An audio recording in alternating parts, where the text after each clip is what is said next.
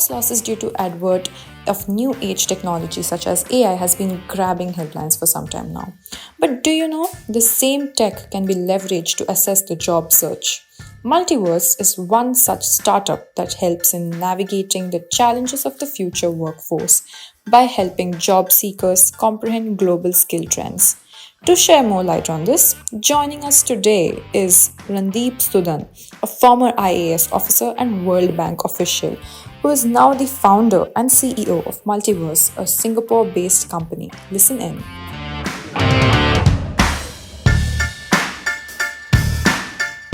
The name multiverse is actually a word which is related to quantum physics. And there's a many worlds hypothesis in quantum physics, which talks about the possibility of there being infinite possibilities, So I thought that what we are trying to do, we are trying to expand possibilities for a large number of people across the world. And there is an opportunity to afford infinite possibilities for people in terms of their career paths, in terms of their lives. And that's what inspired us to go for the word multiverse.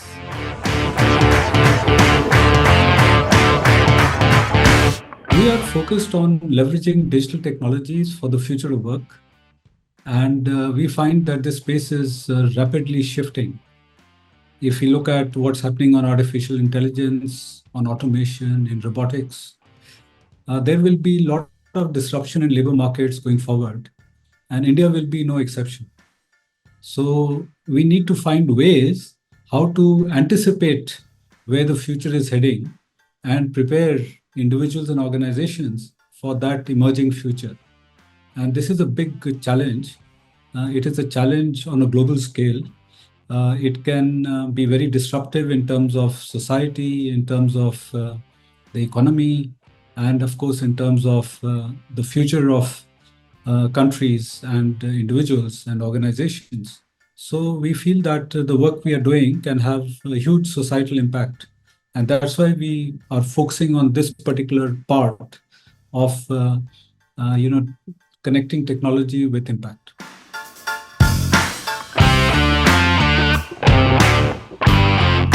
So there are governments which are actively planning for the future and getting organized for those changes. Some of the most important examples in this regard are, for example, Singapore itself. So Singapore does two things. One is it has a Center for Strategic Futures in the Prime Minister's office, which is continuously scouting for opportunities and risks for Singapore. And it does this exercise every 3 months. So in a frequent refresh cycle, they are able to get their entire higher civil service involved, and they are looking for where the shifts are happening. Also, they have established a skills future, which is focused just on preparing Singaporeans for what skills will be required going forward. And they are very much aware and very much plugged in to what is happening in labor markets.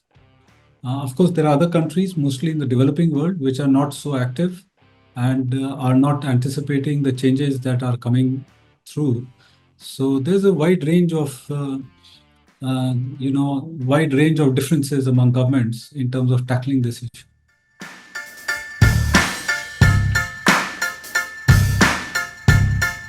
There is a need for having a dedicated organization on thinking about the future, which should, of course, thinking about the future is something which should be across the government and across the academic institutions, but somebody has to be able to organize and orchestrate this.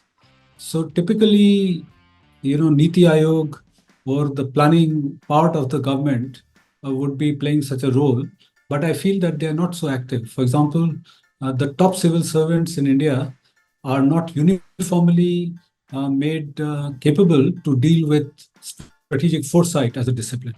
Unlike Singapore, where every single senior civil servant has to have a mandatory training on futurecraft. So everybody is completely plugged in to the tools, techniques, and also to the constantly thinking about where the future is heading. I think that's a piece which is completely missing in India, number one. Number two, you need to have the analytics in place to be constantly looking at what shifts are taking happening in the world. Now, those analytics, I don't see any publicly available data from India where such analytics are made available to everybody. That look, as compared to say the last quarter, these are the shifts that are taking place in the demand for skills. So that is missing. Then there is a piece which is missing in terms of creating an inventory of skills in the country, which India, is I think well positioned to do because we have done digital technologies at scale. So if you look at the digital public infrastructure, you look at Aadhaar, you look at UPI, you look at Diksha, the education platform. So India has done things at scale and leveraged digital technologies very well. I think one area which is ripe for disruption and where India could certainly play a role is to create a skills inventory, you know, of the entire population. So, which means that you have digital credentials which not only capture academic qualifications, but they also capture work experience, which is a little more challenging. But there are initiatives internationally where people are trying to capture experience as well. For example, the IEEE has a learning and experience records, you know. So they're trying to develop a standard around that. So I think that if we create an inventory of skills in India, and if we are able to do the analytics on where skills are heading, then one can identify skill gaps and be able to bridge those gaps much faster in terms of adapting curriculum design to those shifts and also providing some information to individuals and organizations as to where things are heading and where the opportunities might lie. So this needs to be done as a very dedicated and high priority item of work, which currently is, I don't see signs of that in the government.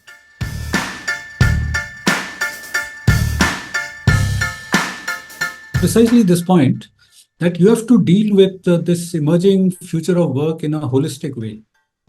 It cannot be dealt in silos. So, number one is you need to understand where skills are going.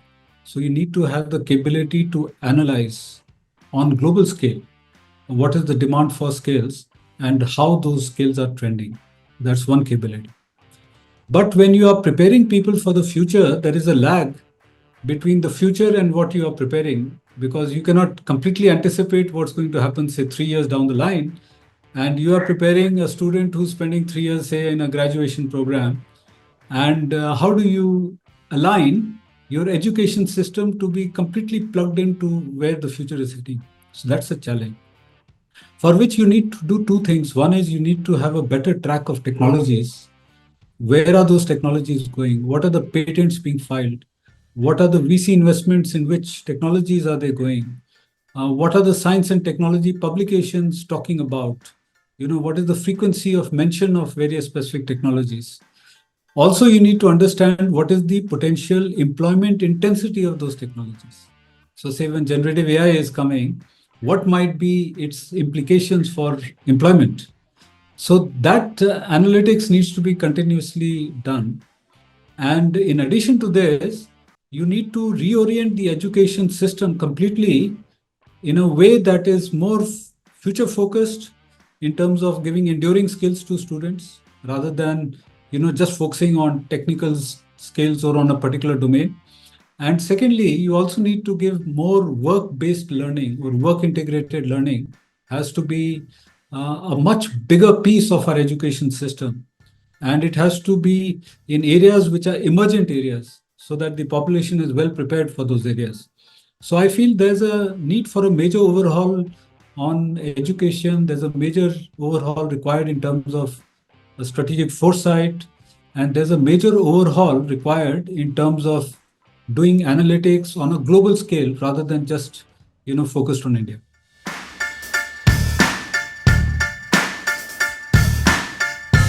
We worked, for example, with Dun and Bradstreet, who were looking at what should be their strategy to leverage their existing data and which are the areas that they might be considering going forward. So we brought in students from international universities who who worked in teams and focused on this problem. So essentially, the focus was that how could Dun and Bradstreet leverage its data to get into fintech and to connect that with SMEs, because they have those capabilities in terms of availability of data. And fintech is an emergent area where a lot of innovation is happening. And because we have a societal impact dimension hardwired into our company, so we were looking at how this might make a difference to small and medium enterprises. So we brought in these teams of students. We trained them rapidly on something called the Actionable Futures process, which we have designed, which is how do you systematically think about the future and then focus on this problem and then offer recommendations to Dun and Bradstreet. So our feedback from Dun and Bradstreet is that they were surprised that when they were doing a similar exercise within the company, and there were people who understand that company inside out, they have been spent years in that company. If they came up with 100 suggestions, this team of students were able to reach a level of 70 without any exposure to the company and come up with some excellent ideas.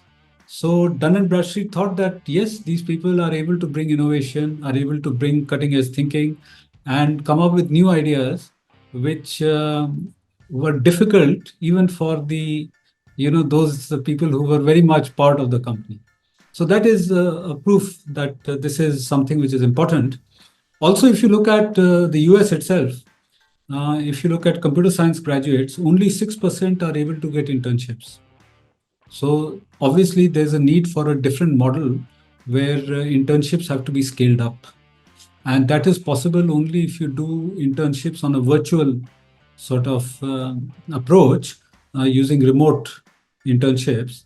And if you are able to do this in a way that brings international teams to work together, because then you are not only focusing on a problem which you're trying to solve in a real world context, you are developing skills in students for doing that.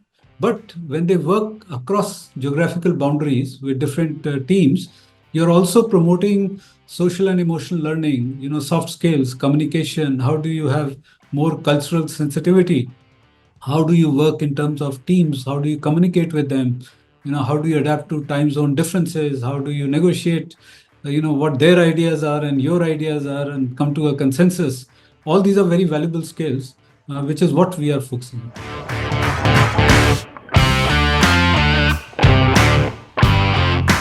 Yeah, so we typically work with, of course, organizations, because that's the starting point. The starting point is a problem that you're trying to solve.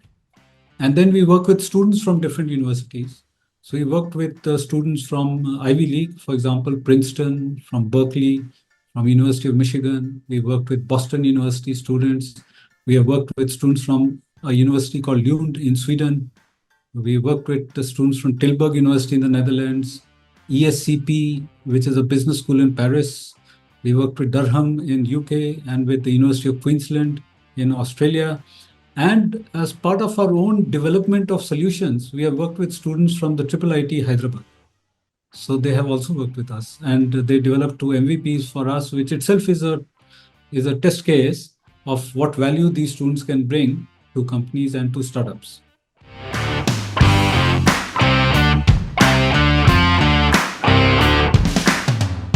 No, absolutely. In fact, our societal impact dimension of our work would necessitate that we work with the students in developing countries. We work with tier 2, tier 3 type of institutions. But just to validate our thinking, we thought it would be good to start with this Ivy League and see, what is the value that these students can bring. And then we could be able to integrate students, say, from tier 2 or tier 3 institutions from developing countries to work with some of these Ivy League students as well. And we may realize that actually, there is a lot of innovation which those students from tier 2, tier 3 in developing countries can bring. So this is just a phase in our development, but our ultimate objective is to work with students across the world.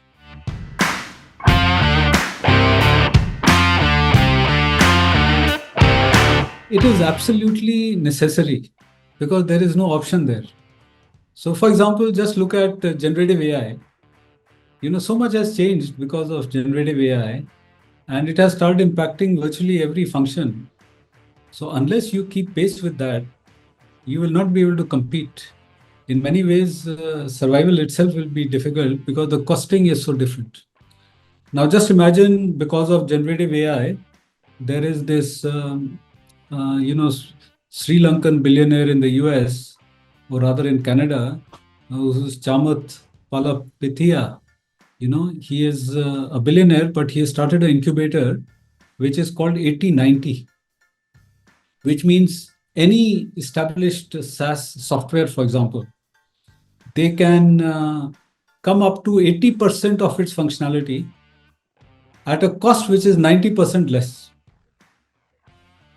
So you look at the metrics that, it takes years and it takes millions of investments to come with, say, a system like SAP or a system like Salesforce. If you can do 80% of that at a cost which is 90% lower, because of what artificial intelligence and generative AI is able to bring, it will be highly disruptive to markets. You know, we have a company in Hyderabad itself, for example, Brain Enterprises, which is getting into low code, no code type of development of solutions, and they are also able to compress the time significantly. In fact, I was talking to their one of their mentors, and he was saying that they don't have a CFO, a human CFO. It's a digital CFO. Even the CEO's function is largely done by a digital CEO.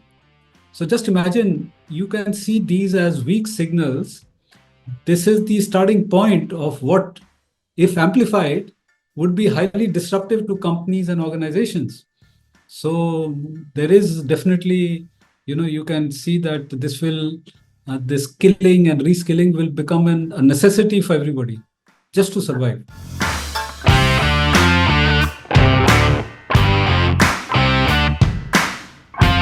Exactly. So you have to constantly track what is changing. You have to understand where that change is heading, and you have to extrapolate what might be the future if that change gets amplified, right? So it's a leap of imagination as well, which is, in other words, called as scenario planning. You create the scenarios that, look, if this continues on this path, or if the path shifts in a particular direction, what might that scenario look like in the future? And then you backcast from preferable scenarios and see what you need to do today. But you're absolutely right. This idea about having a degree and that is being your sort of claim to fame for the rest of your life is gone. You have to be constantly on the learning curve, constantly. So the ability to learn and unlearn becomes a critical capability which needs to be acquired and systematically practiced through your life journey. That's a big change.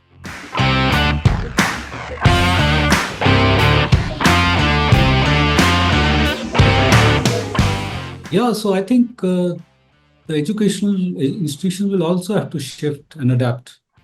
So I'll give you an example. The University of South Florida is, I think they recently hired 116 people who are expert in artificial intelligence, and they're embedding AI faculty in every single department. So AI across the curriculum, is what they are trying to do. So they're adapting. They realize that AI is going to make a profound shift in education. That's one thing. You also find that technology itself might solve a problem of learning faster. Because if you look at immersive technologies, it has been established that people can learn much faster as compared to classroom based approaches. So, if I give you the example of Walmart, it was running a program using virtual reality where it could train its workers in 15 minutes what it would take workers 8 hours to be trained on. So you see the difference in terms of accelerated learning.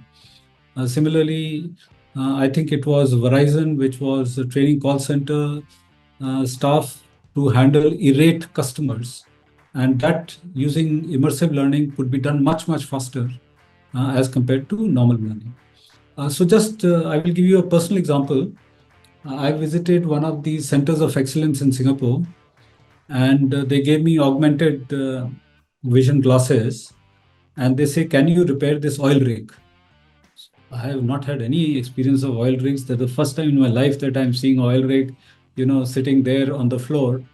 But with the help of glasses, it tells you what part I need to look at, what tool I need to use, in what direction I need to use that tool, and how I need to replace that particular part.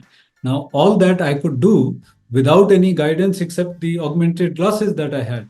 And so just imagine that there may be somebody who's a cab driver, and tomorrow you have autonomous cars, and you need to retrain that cab driver in some other area. Maybe he has to go and inspect a substation, electric substation. So some basic training, of course. I'm not saying that training is completely gone, but with these type of new technologies, and with Apple coming out with Vision Pro, which is just the starting point. What the iPhone was in 2007 and what it is today is the capability is very different. So just imagine where these technologies will go and how they will get democratized, and the price will come down with the competition. So the learning process itself can be accelerated, and educational institutions, as they are currently organized, will have to adapt. Otherwise, they will become irrelevant.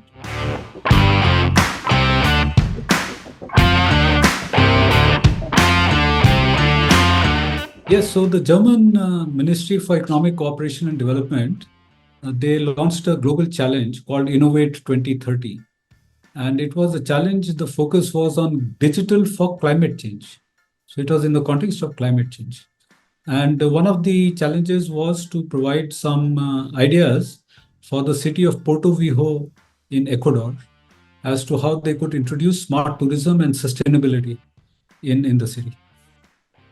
So we proposed some solutions which looked at digital technologies, especially using technologies which are immersive technologies, using the metaverse, as a framing concept, using approaches where high value tourism could come physically to Porto Viejo, but a lot of revenues and a lot of visibility could be generated using smart technologies, especially by creating galleries of climate art, by promoting other assets which are sustainability oriented in the metaverse. So that set of solutions, it won us the global award from Innovate 2030.